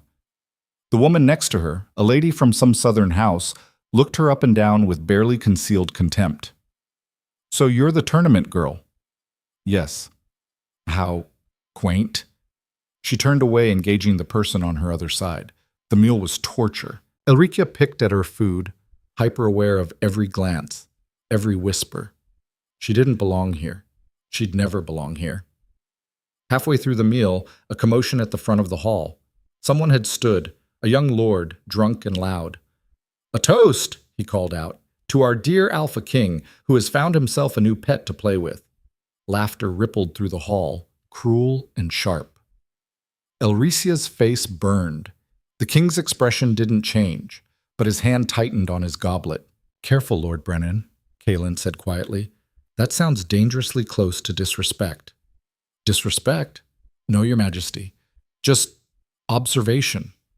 We all saw how you defended her in the throne room, how you created a position for her. One might wonder what she did to earn such favor. More laughter, darker now. Elricia stood. Her chair scraped against the floor, loud in the sudden silence. Say what you mean, Lord Brennan. Don't hide behind implications like a coward. The hall went deadly quiet. Brennan's face reddened. Excuse me? You heard me. If you have an accusation, make it. Otherwise, sit down and shut up. Gasps echoed through the hall. No one spoke to a lord that way, especially not a woman with no house, no title, no protection. Brennan stepped forward, his hand moving to his sword. "You insolent—" "Enough."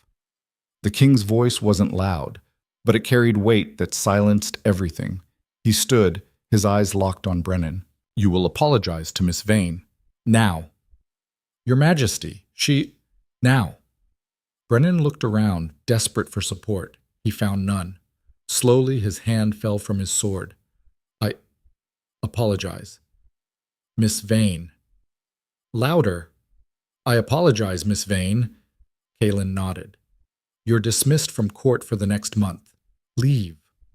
Brennan's face went white. "Your Majesty." "Get out." He fled.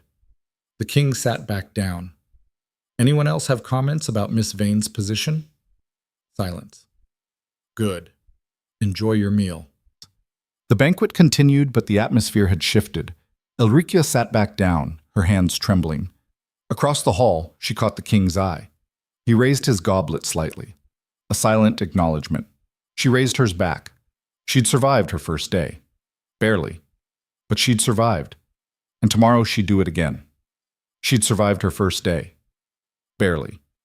But she'd survived. And tomorrow she'd do it again. Except tomorrow came with complications she hadn't anticipated.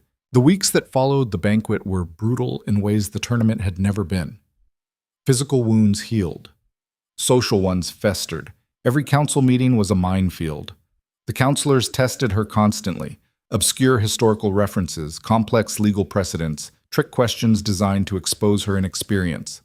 She studied until her eyes burned, memorizing law codes and trade agreements and territorial disputes that dated back centuries. Some nights, Kaelin would find her in the library at midnight, surrounded by books, half asleep at the desk. "You're going to make yourself sick," he said one night, setting down a cup of tea beside her. "I need to know this. They're waiting for me to fail." "They waited for me to fail too, for years." He sat across from her. "You don't have to know everything. You just have to know enough to ask the right questions." "That's easy for you to say. You were born into this. I'm an imposter wearing borrowed clothes and pretending I belong." "You think I belonged?" "My father died when I was 17. The council wanted to install a regent, rule in my name until I was older. I had to fight for every scrap of authority." His eyes met hers. "You're not an imposter. You're just newer at hiding the fear." She wanted to believe him. Some days she almost did. But the court was relentless. Rumors spread like disease. She was sleeping with the king, obviously. How else could someone with no qualifications end up advising the crown? The servants whispered. The nobles sneered. Even the guards looked at her with something between pity and contempt. The only places she felt halfway human were Kael's training yard, where she still went to spar before dawn, and the few moments she managed to steal with Kaelin between his endless responsibilities. Those moments were dangerous in their own way. They'd started small. Brief conversations after council meetings, shared meals when his schedule allowed. But somewhere along the line, something had shifted. The way he looked at her, the way she found excuses to seek him out. It terrified her. "You're playing with fire," Brenna warned one evening when Elricia stopped by the apartment to escape palace politics. "The king is complicated, powerful, and everyone's watching. If this goes wrong, I know." "Do you?" "Because from where I'm sitting, you're falling for him, and that's a problem." "I'm not—" She stopped. Lying to Brenda was pointless. "It's not that simple." "It never is." Brenna poured them both drinks. "Just be careful.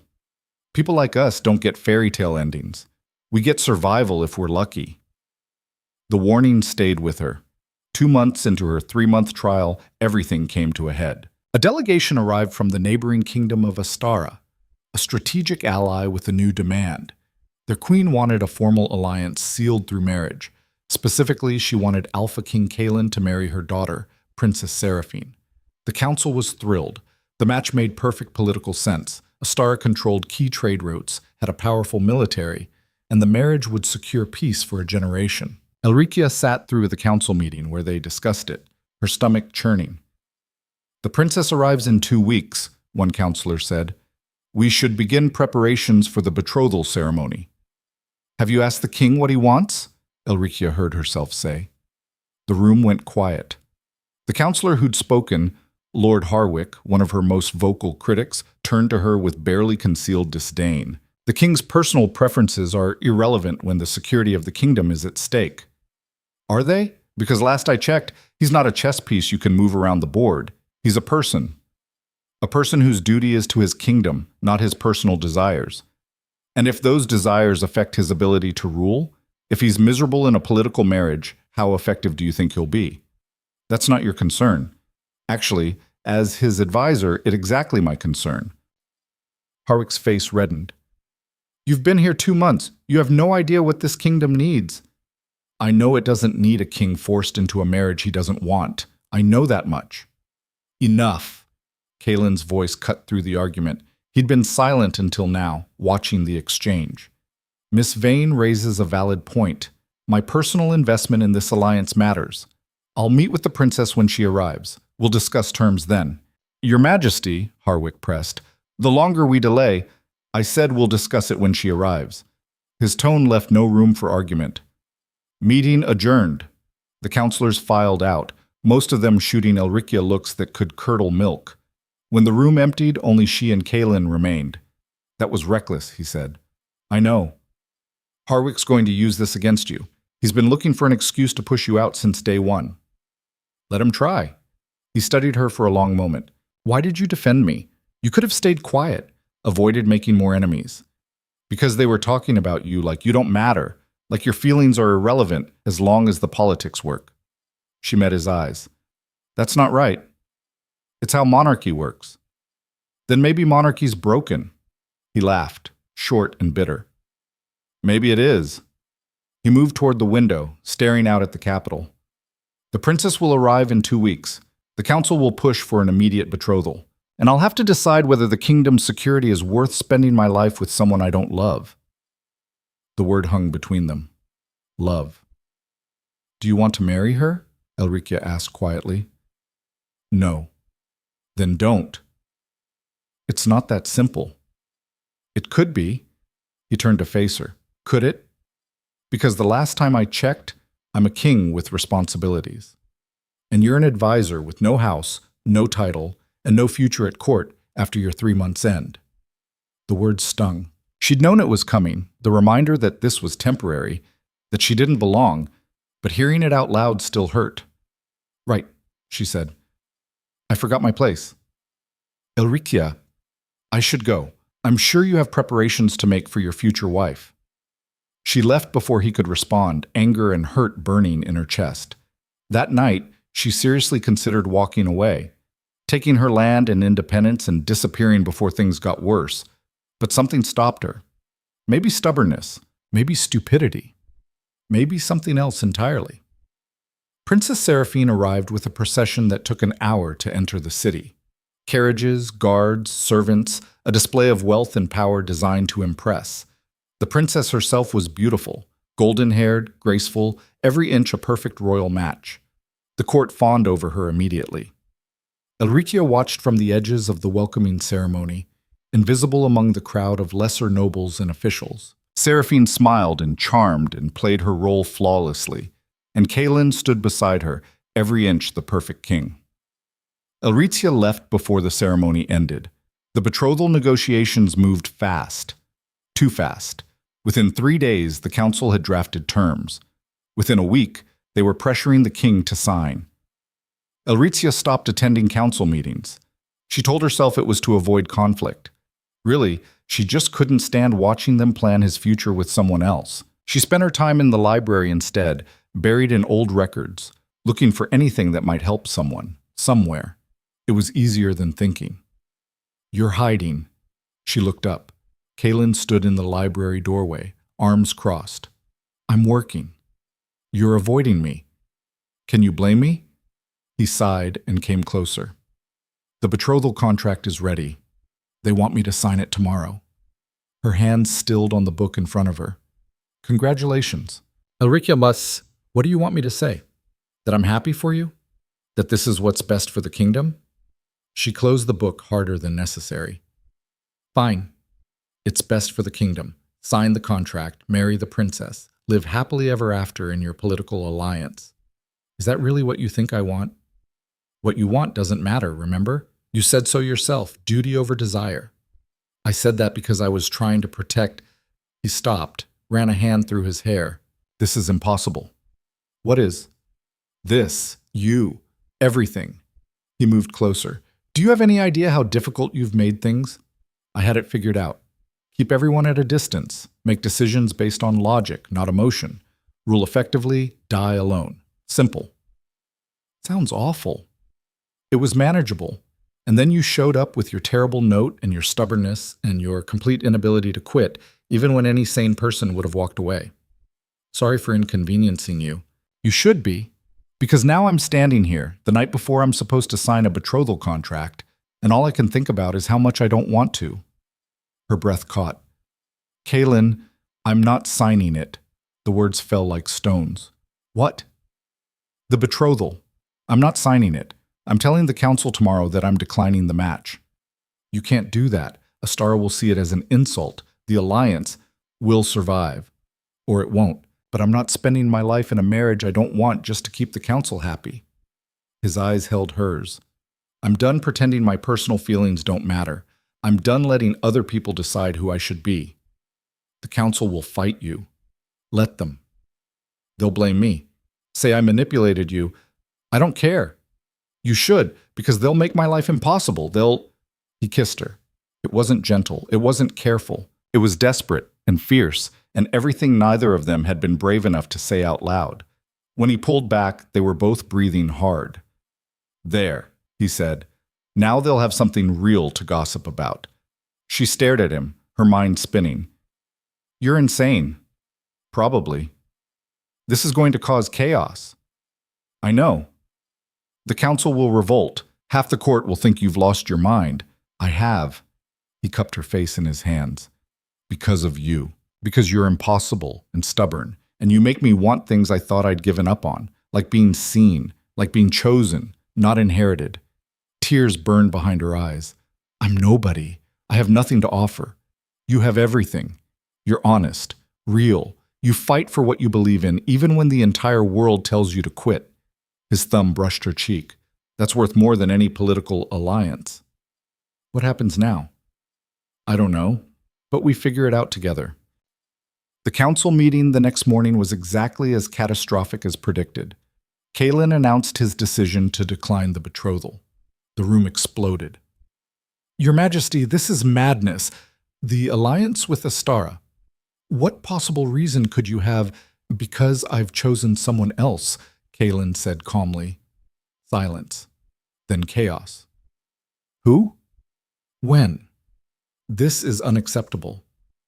Miss Elricia Vane, his voice cut through the noise.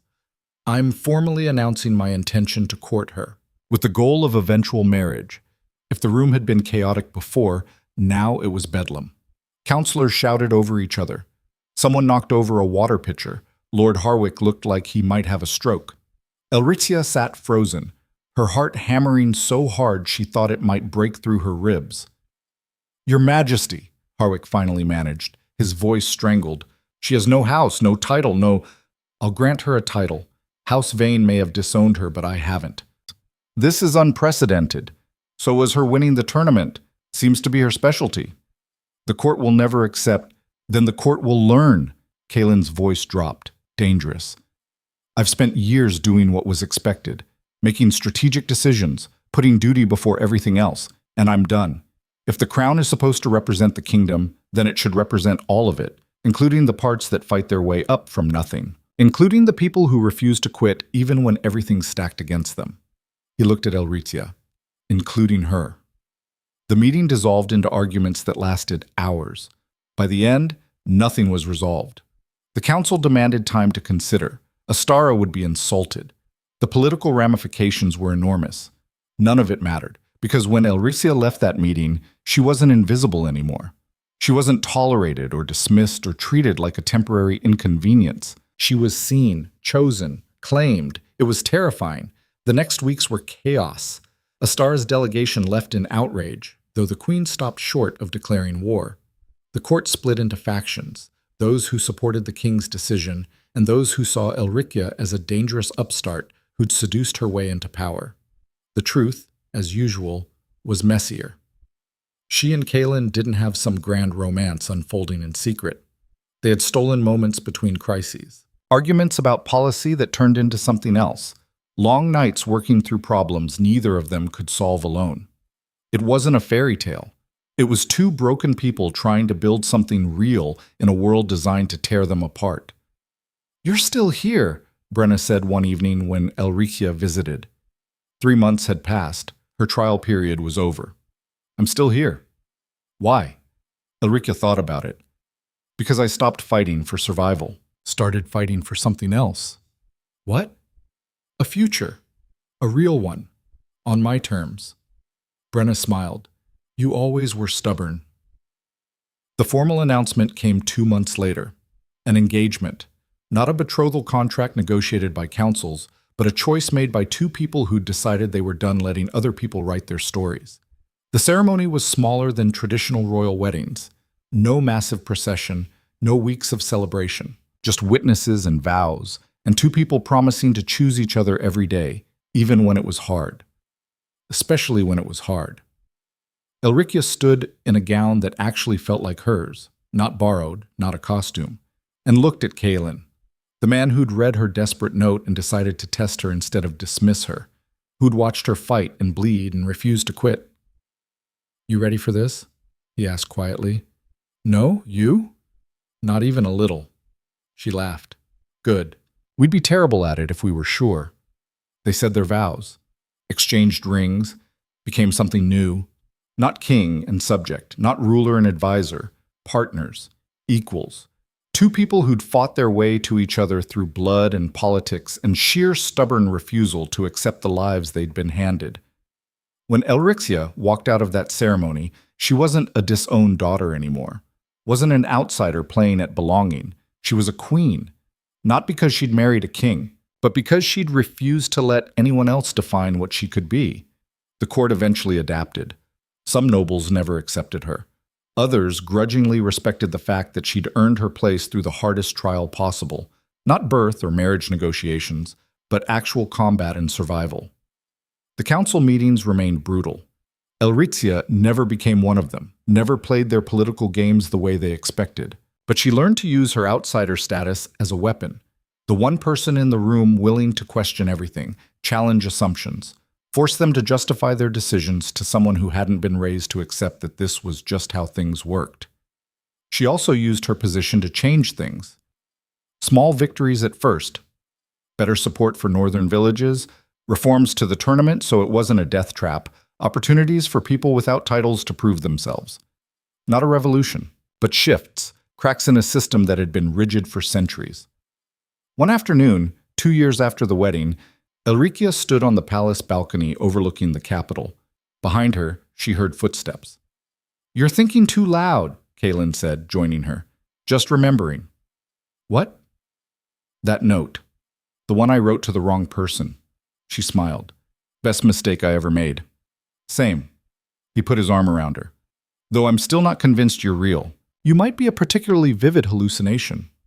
If I am, you're stuck with me." "I can live with that." They stood there, watching the city below. A kingdom that had tried to crush her. A court that had dismissed her. A system that had told her she was nothing. She'd survived it all, not by becoming what they expected, but by refusing to be anything except exactly who she was. Stubborn, reckless, impossible. And finally, completely, herself. Somewhere in the city below, another desperate woman was probably writing her own note, making her own gamble, fighting for her own chance at something better. Elricia hoped she got it, because if there was one thing she'd learned, it was this. The world didn't give you power. You took it. You fought for it. You refused to let anyone tell you that you didn't deserve it. And sometimes, if you were lucky and stubborn enough, you won. Not perfectly, not easily, but you won, and that was enough.